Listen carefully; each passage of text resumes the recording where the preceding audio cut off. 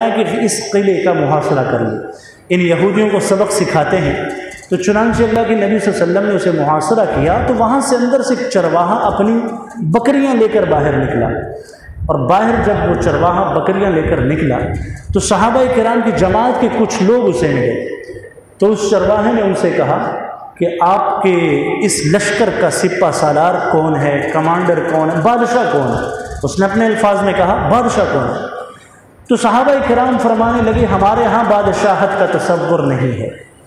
ہمارے تو پیارے نبی صلی اللہ علیہ وسلم ہیں، ہم نے کبھی بھی اپنے محبوب پیغمبر کے ساتھ بادشاہوں والا رویہ نہیں دیکھا ہے، ہمارے ساتھ اٹھتے ہیں، بیٹھتے ہیں، کھاتے ہیں، پیتے ہیں، ملتے ہیں، ہم نے تو ان کو اپنے مستویٰ اور اپنے لیول کا ہی دیکھا ہے۔ تو سامنے وہ خیمہ ہے، اس خیمے میں چلے جائیے، جسے تم بادشاہ کہتے ہو اسے ہم اپنا نبی اور رسول کہتے ہیں، آپ کو وہ وہاں مل جائیں گے۔ تو اسے بڑا عجیب سے یہ بات اسے لگی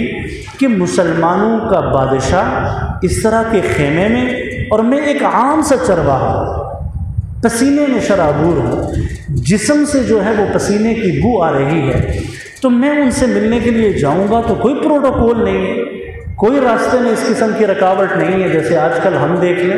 کسی بڑے سے بڑے منصب والے کے پاس اگر ہم نے پہنچنا ہے تو ہمیں اس تک پہنچنے میں کئی دن لگ سکتے ہیں، راستے میں اتنے پروٹوکول کی رکاوٹیں ہوتی ہیں کہ ایک عام آدمی کے لیے وہاں تک اپروچ اور رسائی مشکل ہوتی ہے۔ تو وہ چرواہا اللہ کے نبی صلی اللہ علیہ وسلم کے اس خیمے میں پہنچ گیا، وہاں جا کر اللہ کے نبی صلی اللہ علیہ وسلم سے اس نے کہا کہ یہ بتلائیے کہ آپ نے ان یہودیوں پر حملہ کیوں کیا ہے، کیا مقصد ہے اس حملے کا؟ تو اللہ کے نبی نے اسے بتلایا اور ساتھ یہ بات بتلائی ہم چونکہ دین متین کے اور اس دین کو سربلند کرنے کے لیے آئے ہیں اور کلمے کی دعوت دینے کے لیے آئے ہیں اور لوگوں کو اللہ تعالیٰ کی غلامی اور بندگی میں لانے کے لیے آئے ہیں، اور یہ ہمارا پیغام دعوت ہے۔ اسے یہ بڑا اچھا لگا پیغام، اس نے کہا کہ اگر آپ کے اس پیغام دعوت پر میں لبیک کہہ دوں تو میرے لیے کیا حقوق ہوں گے؟ تو اللہ کے نبی نے اس سے فرمایا کہ وہ سارے حقوق تمہیں ملیں گے جو حقوق اس وقت اس میدان جنگ کے اندر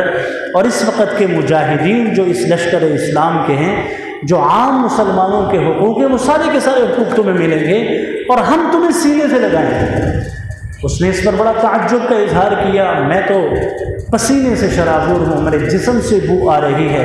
تو کیا اس حالت میں بھی آپ مجھے اپنے سینے سے لگائیں گے؟ اللہ کے نبی صلی اللہ علیہ وسلم نے فرمایا ہاں سینے سے لگا لیں گے۔ چنانچہ اس نے کلمہ پڑھا اشہد ان لا الہ الا اللہ واشہد ان محمد رسول اللہ۔ اللہ کے نبی نے فرمایا کہ چرواہے تمہارے پاس یہ بکریوں کا جو ریوڑ ہے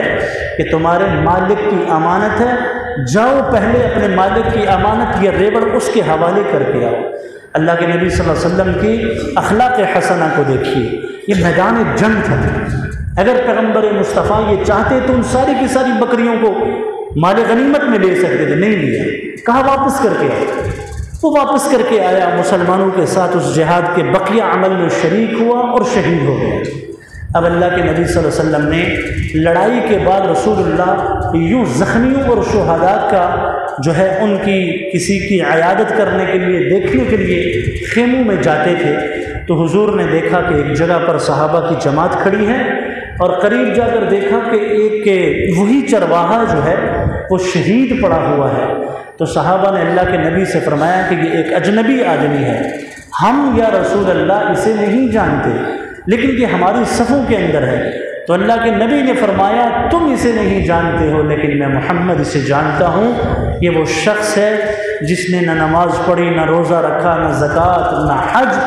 صرف اور صرف اللہ کے راستے میں تلوار چلائی۔ اللہ تعالیٰ نے اسے یہ ساری عبادتیں اس نے نہیں کی، لیکن اللہ نے اسے سیدھا جنت میں پہنچا۔